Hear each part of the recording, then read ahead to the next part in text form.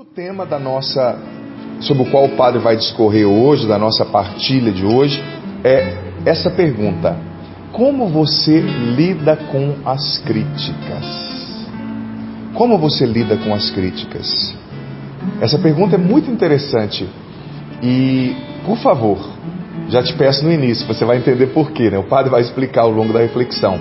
Não se defenda diante dessa pergunta, porque muitas vezes, diante da crítica, a primeira justificativa nossa é nos defendermos, justificando e não aceitando. Não, eu aceito bem, padre, não vou nem pensar nisso. Calma. Eu acho que para a gente ter respostas profundas na vida, a gente precisa ter a humildade de saber conviver com as perguntas por um tempo, não é? Respostas precipitadas não ajudam em nada. E haja vista que é natural quando a gente recebe uma crítica, toda crítica, toda repreensão, como diz o livro, a carta aos Hebreus, ela causa dor no início, toda correção, toda crítica. É normal que a gente fique magoado, se entristeça momentaneamente quando a gente recebe uma crítica, mas a gente precisa entender que as críticas fazem parte da vida, não tem jeito, e que nós estamos em um tempo no qual as pessoas são muito exigentes. As pessoas querem tudo na hora, as pessoas querem bons resultados o tempo todo. Nós estamos, graças a Deus, em pleno século XXI, tendo um acesso maior às coisas. É ou não é verdade? Um acesso maior ao conhecimento, através da internet, através de tantas realidades. E isso está tornando a gente muito crítico. E as pessoas que nos ouvem também nos veem muito críticas. Então, as pessoas querem tudo na hora, querem bons resultados o tempo todo. Isso na escola, no trabalho, na sua casa e até dentro da igreja. Sobretudo nós, por exemplo, que estamos expostos em um veículo público de comunicação, mas você que tem a tua rede social, você na sua casa. Hoje as pessoas não aceitam mais qualquer coisa. E é bonito por um lado, mas por outro lado também, isso gera um excedente de crítica, né? Por exemplo, eu vou citar um exemplo engraçado, até que virou meme, mas que me chamou a atenção. E as irmãs e vocês que estão aqui, nós somos um pouco mais experientes, não estou falando velho, viu? Estou falando experiente, então a gente vai se lembrar, né? Eu estava vendo esses dias aquela tradução da música que virou um clássico já, né? Da Lady Gaga com Bradley Cooper, para aquele filme Nasce uma Estrela. Que 2 cantores brasileiros fizeram uma tradução, né? Uma versão em português, né? Você sabe do que o padre está falando. Gente, que antigamente passaria tranquilamente, porque eu conheço músicas da década de 80, de 90, quem sabe o inglês sabe do que o padre está falando, que a tradução foi péssima, horrível, não tinha nada a ver. É claro que não dá para traduzir no pé da letra de uma música para outra, né? Mas você vê a música que eles fizeram, né? Os Juntos e Shallow Now. Até eu tirei sarro disso esses dias na internet, porque ficou, me perdoe, né? Não ficou assim 100%, mas eu estava fazendo análise, né? Como isso há 10 anos atrás todo mundo, nossa, que bonito, a música dos Estados Unidos. Hoje em dia não passa mais. Você está vendo como a sociedade mudou? Não passa por quê? Porque as pessoas já têm uma noção maior do idioma, né? As pessoas têm acesso à internet. Gente, em minutos virou meme. E quantas coisas vira meme na internet, né? Vira assim, motivo de sarro na internet, né? Para quem não está acostumado com esse vocabulário. Então, claro, é uma situação bem... Talvez para você seja muito sazonal isso que o padre está falando, mas para mostrar o quanto que a nossa sociedade mudou. Então as pessoas são críticas. Mais uma vez eu digo, há uma beleza, uma coisa muito saudável, né? Algo muito saudável na capacidade crítica, mas a gente precisa ponderar, porque criticar por criticar não quer dizer nada, né? Tem gente que acha que é inteligente só pelo fato de criticar. Não é o fato de criticar que te faz inteligente, é o fato de te criticar com fundamento, propondo algo melhor. Porque a crítica pela crítica, né, não tem fundamento. Mas enfim, entendemos já que nós estamos em um mundo que critica com facilidade, entendemos já que a crítica faz parte da vida, entendemos já que nós somos criticados dentro de casa, somos criticados na igreja, e mais uma vez eu digo, não tem somente algo ruim nisso, existem coisas positivas. Mas vamos ler então essa primeira citação do livro do Eclesiastes, capítulo 7, versículo 21, que é só um versículo, mas que vai dar o pontapé aqui para nós na reflexão que o padre se propõe a fazer com você nessa manhã. Estou com a tradução da CNBB. Não dês atenção a todas as palavras que se dizem. Olha só. Não dês atenção a todas as palavras que se dizem, para que não venhas a ouvir o teu servo falar mal de ti. Não dês atenção a todas as palavras que se dizem, para que não venhas ouvir o teu servo falar mal de ti.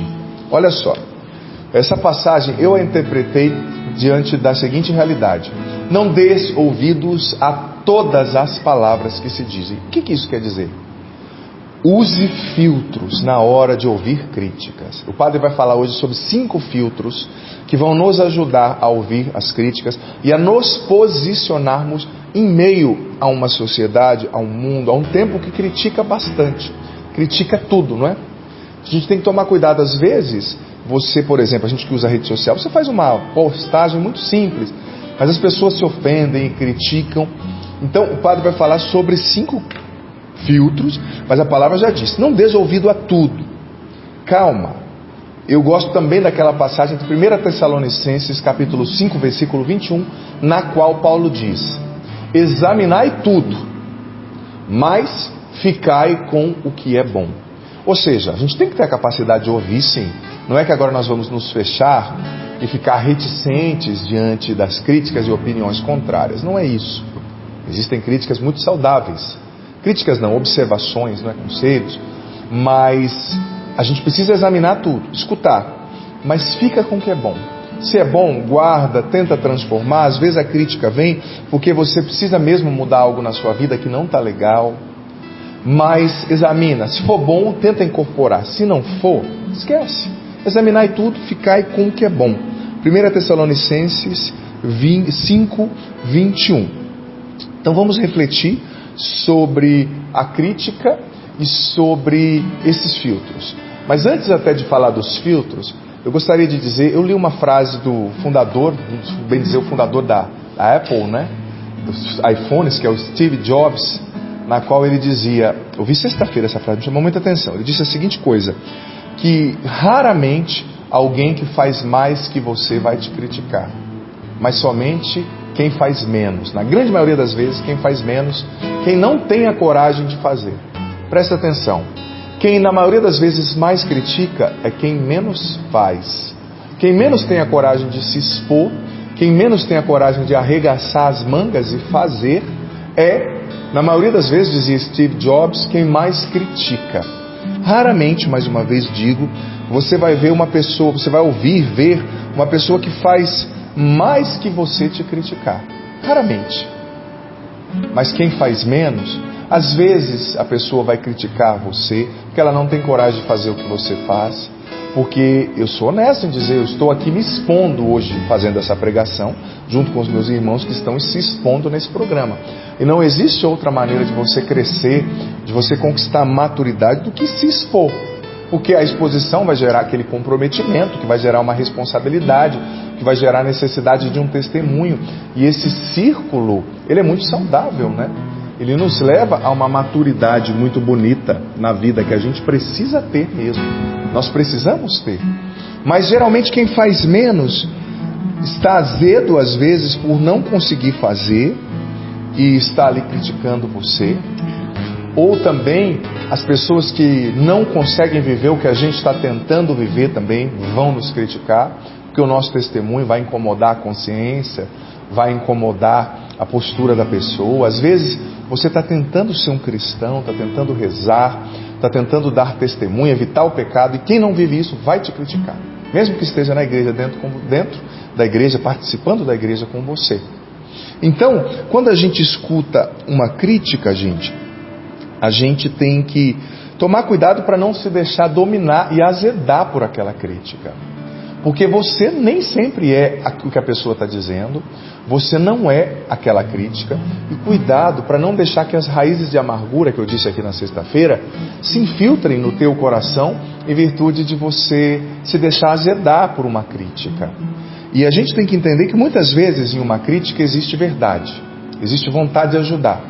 E aí a gente tem que acolher. Mas eu preciso ser honesto em dizer, filho, filha, muitas vezes numa crítica existe superficialidade e um não conhecimento da situação, né? Um não conhecimento real.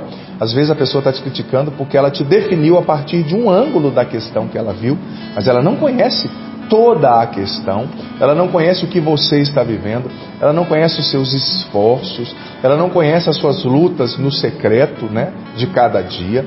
Então, às vezes numa crítica existe superficialidade, às vezes numa crítica existe preconceito. A pessoa tem preconceito. Pessoas que usam a blusa igual a da Paula não são pessoas boas. Alto lá! Mas como é que você vai definir alguém por uma blusa? Mas, às vezes, numa crítica existe também uma visão limitada de vida, uma visão limitada por uma experiência limitada de vida. É verdade, por exemplo, quem nunca foi ao Amazonas pregar, eu tive a oportunidade de pregar em Manaus, já no Amazonas. Quando você contar alguma coisa que você vive lá, a pessoa pode ser que não te entenda, porque ela tem uma experiência limitada com relação àquilo, que ela não fez a experiência. E ela pode te julgar por algo que você falou. Mas não é que você falando está errado. Por exemplo, em Tocantins, vou usar outro exemplo, eu morei em Palmas. É muito comum as pessoas que podem dormirem um pouquinho depois do almoço. Por quê? O clima está 44 graus, às vezes 45, 46 eu já peguei.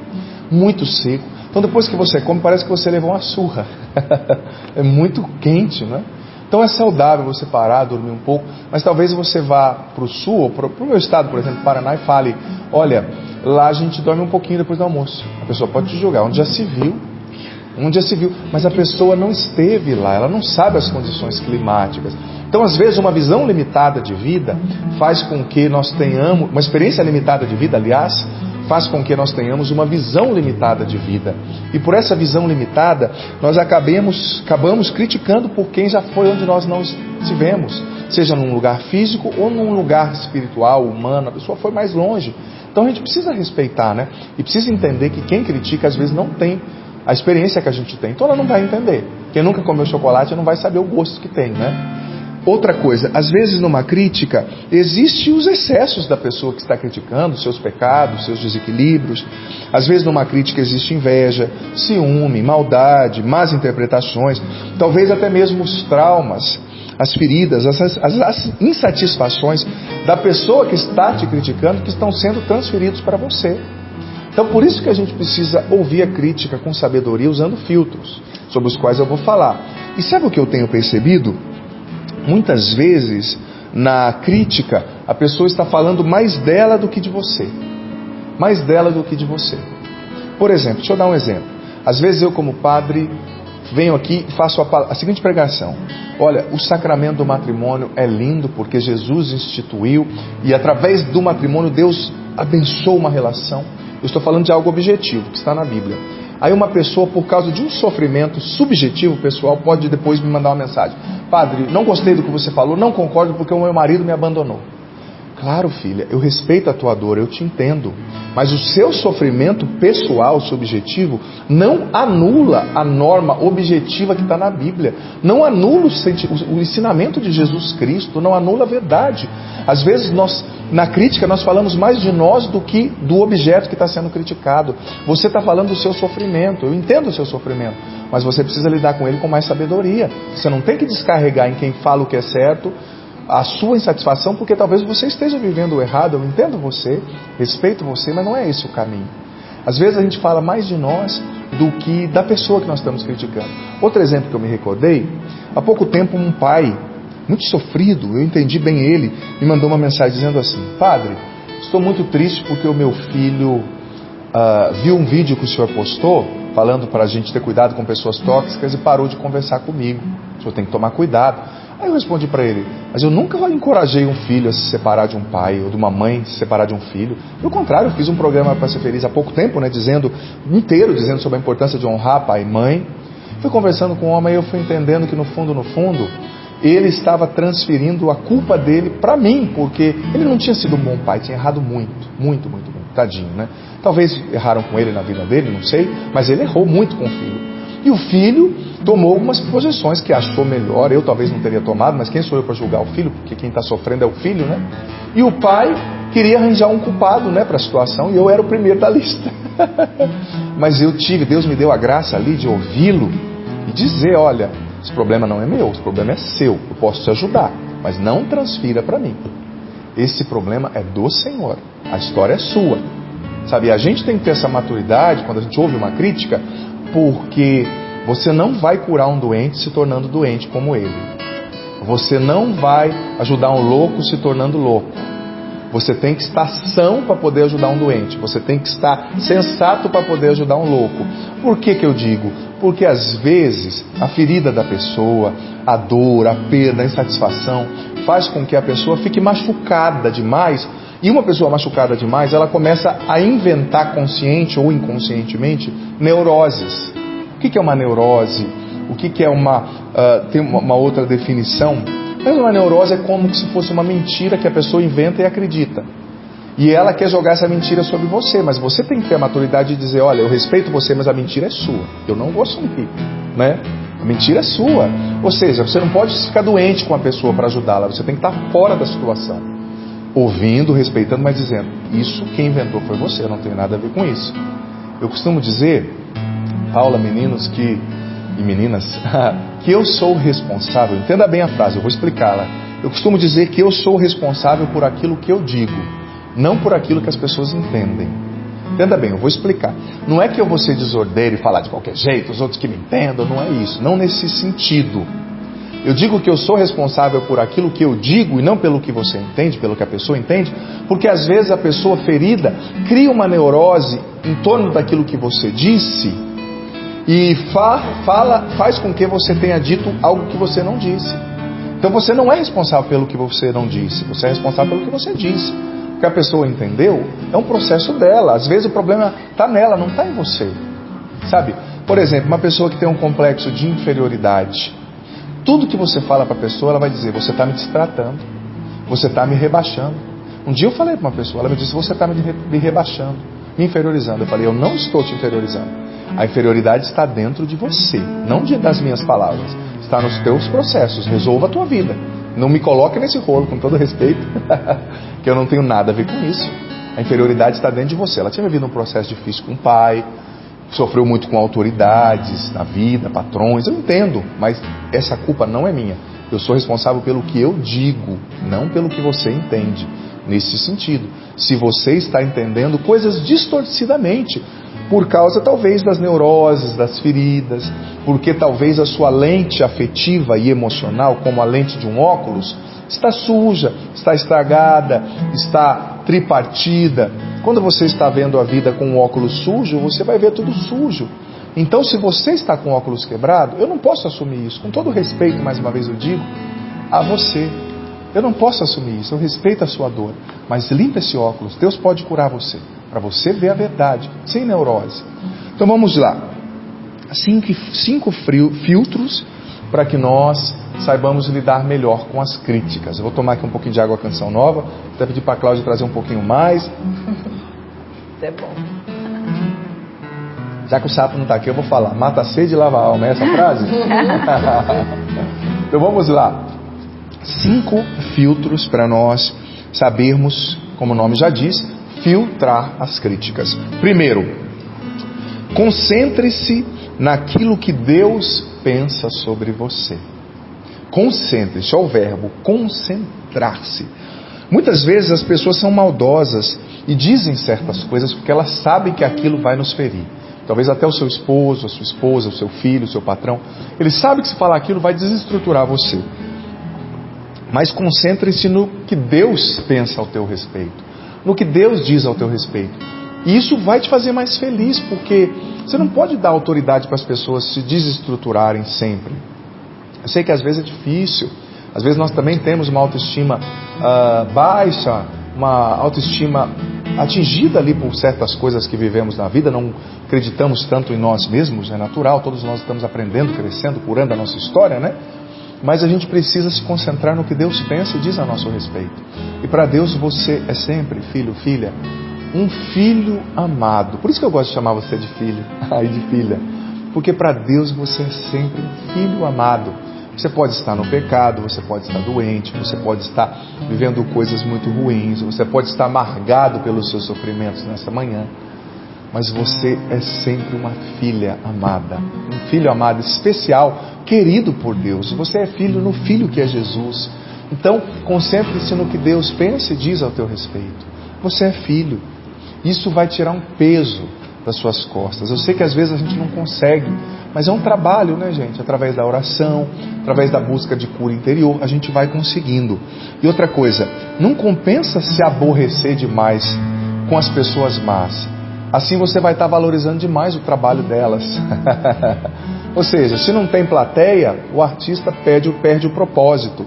Se não tem ibope, quem critica demais vai perder também o porquê fazer aquilo, né?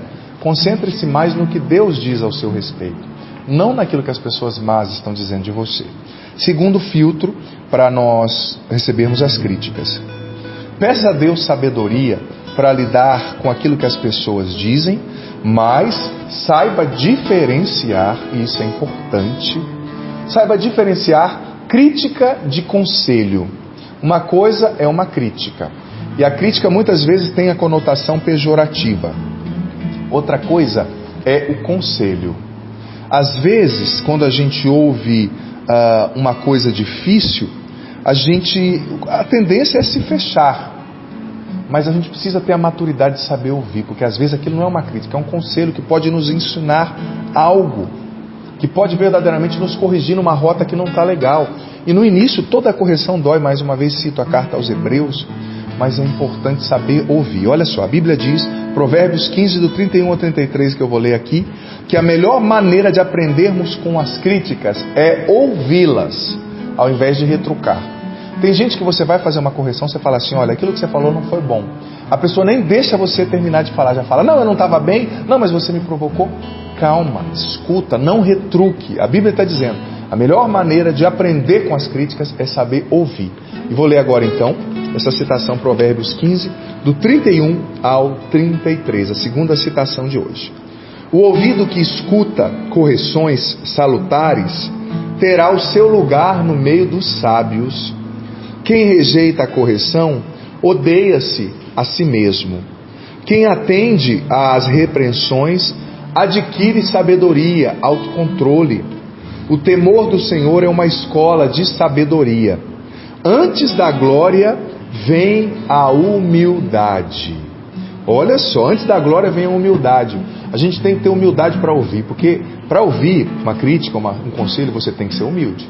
A pessoa com o ego inflado, a pessoa cheia de si, ela não consegue ouvir, porque ela se acha tão importante que ela acredita que ninguém pode ensinar nada. Só ela sabe, só ela tem o controle de todas as coisas. Mas antes da glória, antes do crescimento, do soerguimento, vem a humildade.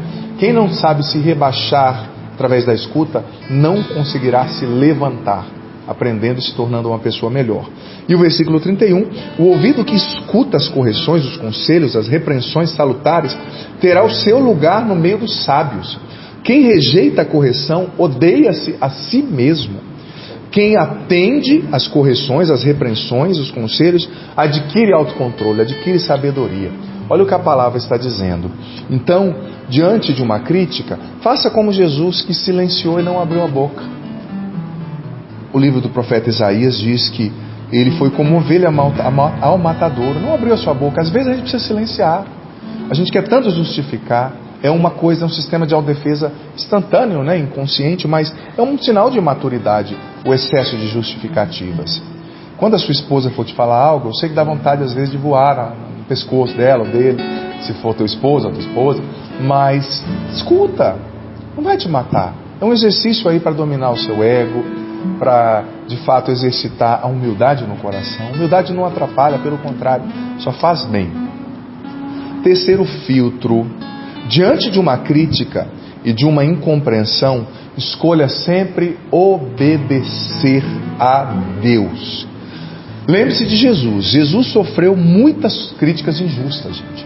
Por causa delas, ele foi levado à cruz. Mas ao invés de se defender, de apontar o dedo para quem estava criticando, brigando com todo mundo, ele preferiu obedecer a Deus, fazer o que Deus mandava, mesmo não sendo compreendido naquele momento. Entenda que muitas pessoas, muitas vezes, vão te criticar porque elas não têm a mesma visão da vida que você. Sabe, talvez Deus colocou um sonho somente no teu coração e as pessoas não vão entender você.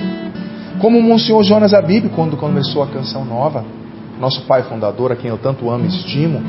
O Padre Jonas, gente, foi muito incompreendido. Por quê? Porque o Padre Jonas, lá em 76, depois a Canção Nova veio a se concretizar, né? O primeiro ano da Canção Nova foi 78, que houve chamada, e depois, já em 79, começaram os jovens a viverem juntos.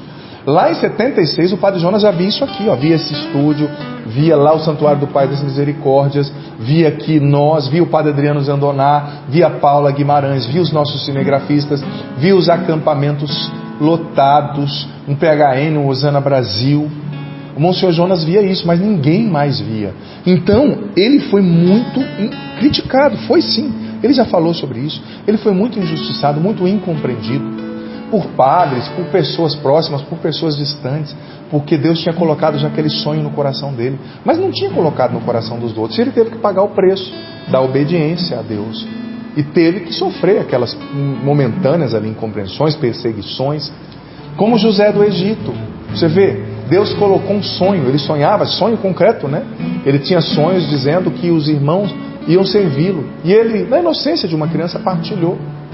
Mas os irmãos não tinham aquela visão, não sabiam. Os irmãos, por inveja e ciúme, queriam matar José do Egito, depois o venderam como escravo, e depois aquela história linda que nós conhecemos, ele foi para o Egito e lá sofreu muito, depois se tornou o vice-governador, estocou cereais para o tempo de carestia, de fome, os seus irmãos foram para lá, e ele ajudou a sua família, os seus irmãos de fato o serviram, mas Deus tinha colocado aquele sonho só no coração de José do Egito.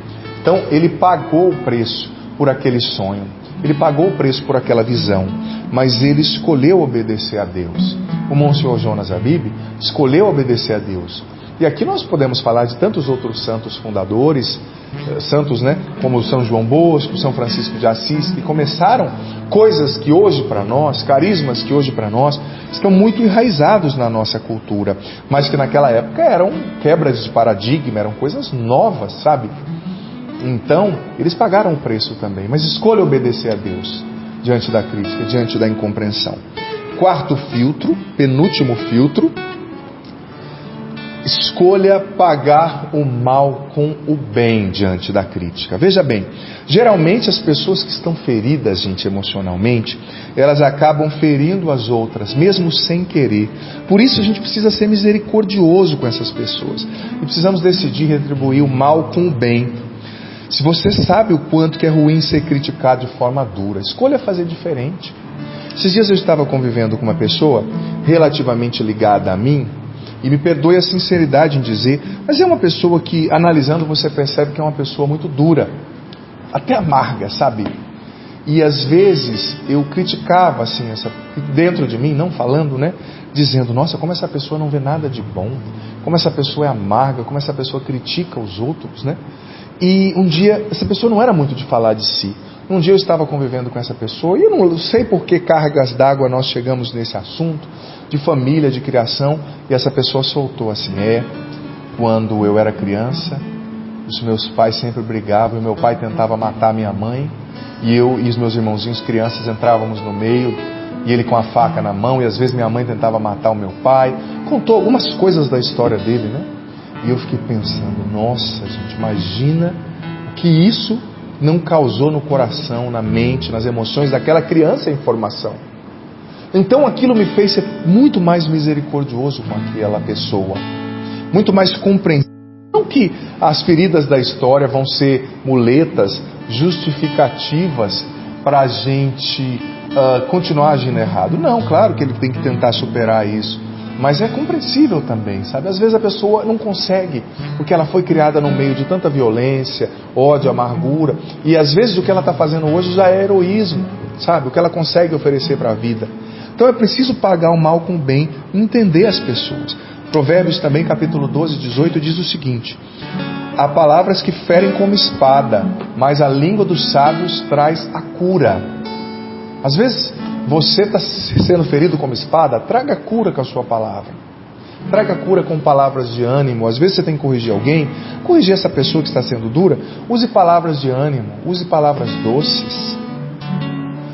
Pois bem, vamos agora para o quinto e último filtro que o padre separou aqui para nós, na hora de receber uma crítica. a gente precisa usar, que é o seguinte: desista mesmo de querer ser aceito e compreendido por todos. Você nunca vai ser aceito e compreendido por todos, nunca. Coloque isso na sua cabeça, e não tem nada de errado com isso. Às vezes é o nosso próprio orgulho, nosso ego inflado, que faz com que nós queiramos ser aceitos e compreendidos por todos. Não é humildade, mas é vaidade. É como se nós inconscientemente disséssemos para nós mesmos: como aquela pessoa ousou não me aceitar? Eu que sou tão bom, eu que sou tão carinhoso. Alto lá, menos ego inflado, menos o orgulho na hora de avaliar você mesmo. Você é frágil, você tem defeitos. E as pessoas não vão aceitar você sempre. E não tem nada de errado com isso. Se prepare para isso. Isso é a vida. Você não precisa ser aceito por todos para ser feliz. Você não precisa ser compreendido por todos para ser feliz. Você não precisa agradar a todos para ser feliz. Nem todo mundo vai gostar de você e não há nada de errado com isso. E mais, você precisa entender que às vezes a pessoa não gosta de você, não é nem por culpa sua, mas é por um processo da pessoa. Ontem, preparando essa pregação, essa partilha, eu lembrava de um fato que aconteceu na minha juventude. Eu já estava na igreja, tinha uma moça no meu grupo de oração, gente, que me tratava muito mal, muito. E eu tentava, agradá-la, tentava estar perto dela, mas ela sempre me tratou mal, me prejudicou até na época, sendo bem honesto. Aí depois de alguns meses ela me disse: olha, eu quero, na época Adriano, não era padre, quero pedir desculpa a você, porque eu não gostava muito de você. Eu perguntei: o que eu te fiz? Ela me falou: é que você lembra muito meu ex-namorado, que me prejudicou muito. Aí eu falei: mas minha filha, eu não sou teu ex-namorado, pelo amor de Deus, não tem nada a ver com isso. Você tem o tamanho dele, você tem as características dele, você tem o olho igual dele. Eu falei: mas minha filha, eu não sou o seu ex-namorado. Ela falou: eu sei, hoje eu sei, mas eu não tive maturidade para lidar com isso. Eu não consegui administrar isso dentro de mim. Às vezes as pessoas não conseguem administrar as coisas e descarregam em cima da gente. Então por isso que a gente tem que ter a maturidade de entender que a gente não vai ser aceito por todos e que nem sempre a culpa é nossa. Sabe, que nem essa menina, o que eu podia fazer? Levar pancada quieto, esperar e rezar por ela, né? Porque depois ela me falou, eu falei: mas minha filha, eu não sou teu namorado, nem quero ser, tá? Depois disso ainda, não quero mesmo. Na época eu era um jovem, estava já pensando em ir para o seminário, mas não estava no seminário, né? Então, a gente tem que entender que às vezes o processo é da pessoa, né? Por exemplo, tem pessoas que têm problema com autoridade. Teve problema com o pai, que era muito difícil, autoritário. Teve problema, às vezes, com o patrão. Então, somente pelo fato de você ser autoridade, você vai atrair a animosidade dessa pessoa. Você vai atrair a raiva dessa pessoa sobre você. Quando você é um patrão sobre ela, quando você é um coordenador, quando você é um padre sobre ela. Mas o problema não é seu, a culpa não é sua. É o processo dela. E aí entra aquela sensatez que a gente tem que ter para saber separar as coisas e para dizer: olha, esse processo é teu, eu não tenho nada a ver com isso. Às vezes até no casamento, né? Se você quer ajudar a pessoa, você tem que respeitar a dor da pessoa, escutar a pessoa, acolher a pessoa, mas fazer a pessoa encarar a verdade que é dela, fazer a pessoa encarar a neurose que é dela e não entrar nessa neurose junto com ela. Ai meu Deus, eu não gosto porque você está me destratando. Eu não estou te destratando. Resolve a sua vida interior com Deus, sabe? Resolve os seus problemas com o Senhor. Não me faça perder o bom senso e entrar nessa loucura com você. Então veja bem, a gente tem que entender que as pessoas não vão gostar sempre da gente, não tem nada de errado nisso. E a gente tem que entender também que, como eu disse, com todo respeito, eu estou explicando, reexplicando e explicando, para depois eu falar: o padre falou isso, tá? Também se falar, ó, tô nem aí. Eu luto para viver esses 5 filtros aqui, sinceramente falando. Deus sabe disso, né? Aprendi. Mas a gente tem que entender que você é responsável pelo que você fala, não pelo que o outro entende. Neste sentido, entenda bem, eu estou pegando um ângulo da questão.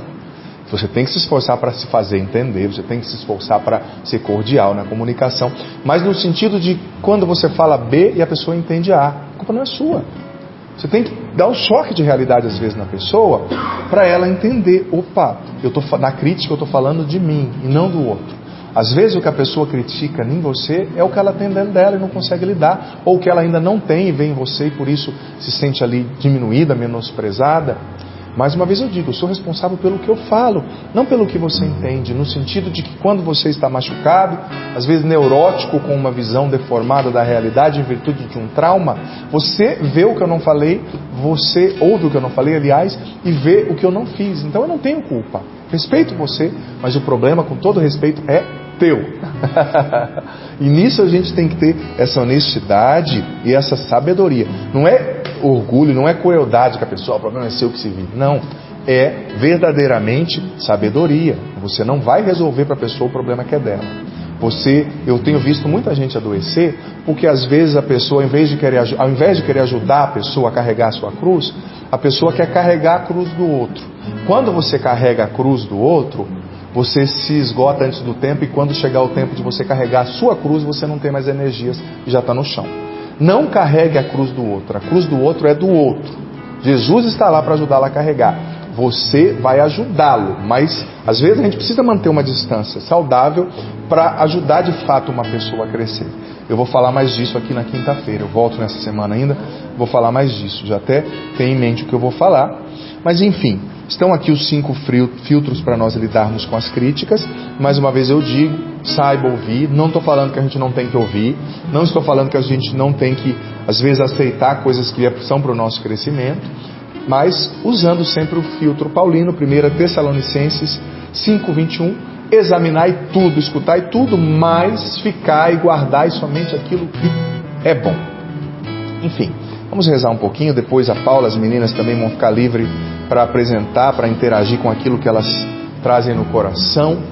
Senhor, eu te agradeço por essa palavra nessa manhã, que está trazendo clareza, que está trazendo libertação, que está tirando peso de sobre muitas pessoas.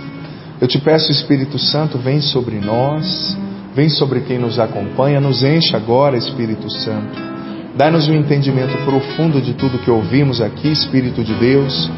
Venha curar o nosso coração das feridas geradas, Espírito de Deus, pelas críticas duras que ouvimos, pelas palavras maldosas. Às vezes, Espírito Santo, fomos prostrados e feridos por críticas injustas, invejosas, maldosas, por pessoas que não nos entenderam, por pessoas que não tinham os nossos sonhos, a nossa visão de mundo. Às vezes fomos criticados por pessoas machucadas, duras, com uma experiência limitada de vida e que por isso tinham uma visão limitada. Isso tudo nos machucou, nos azedou, nos prostrou. Quantas pessoas, Espírito Santo, retroagiram, retrocederam em virtude de críticas? Pessoas que estavam caminhando bem, que estavam começando a cantar, que estavam começando a pregar, que estavam começando a gravar vídeos no YouTube, na internet, mas que deixaram de fazer por causa de críticas maldosas, críticas imaturas. Pessoas, Senhor, que deixaram de desenvolver os talentos, que deixaram de tentar estudar uma língua, que deixaram de tentar falar em público em virtude de críticas que receberam. Senhor, cura o nosso coração dessas críticas maldosas, derrama sobre nós o Teu Espírito, dá-nos a graça de assumirmos essa verdade de que somos filhos e filhas amados, amadas por Ti, que nós nos concentremos naquilo que o Senhor pensa e diz ao nosso respeito. Dá-nos a graça de assumirmos esse Teu amor profundo, incondicional, eterno, maravilhoso sobre nós, que nos cura as feridas da alma, que transforma a nossa compreensão, que nos liberta dos limites de uma visão limitada, de uma visão maldosa da vida. Liberta-nos, Senhor, da inveja descarregada sobre nós, do ciúme, da maldade, da cobiça. Cura o nosso coração, Jesus, de tantas críticas que nos azedaram e nos prostraram, que fizeram com que nós nos encolhêssemos na nossa vida, no exercício dos nossos dons e talentos. Cura-nos, Senhor, com o Teu amor profundo de Pai, no nome do Senhor Jesus.